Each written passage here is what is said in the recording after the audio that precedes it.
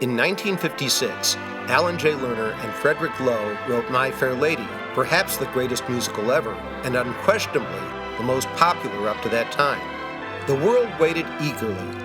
What would their next show be?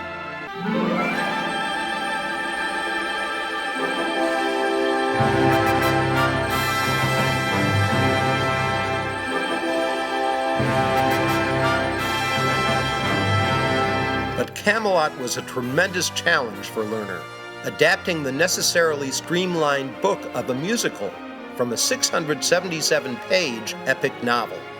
To remove their tryout period from New York's prying eyes, Lerner and Loewe chose to premiere their new show across the Canadian border in Toronto, where all hell broke loose.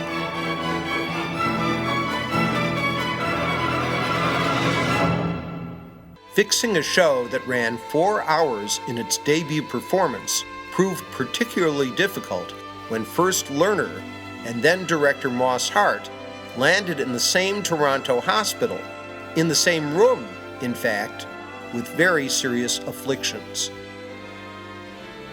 And so Camelot wasn't completely ready for its Broadway premiere on December 3rd, 1960, and the critics let potential audiences know it. It took some post-opening changes and 2 events, one unlikely and the other tragic, to make Camelot into a hit. And then into the legend it became. I'm Charles Troy, a musical theater historian and graphic designer who has created more than 50 multimedia presentations on musical theater subjects. I've presented them all around the country, my native Chicago, Manhattan, and, until the pandemic, annually in Florida.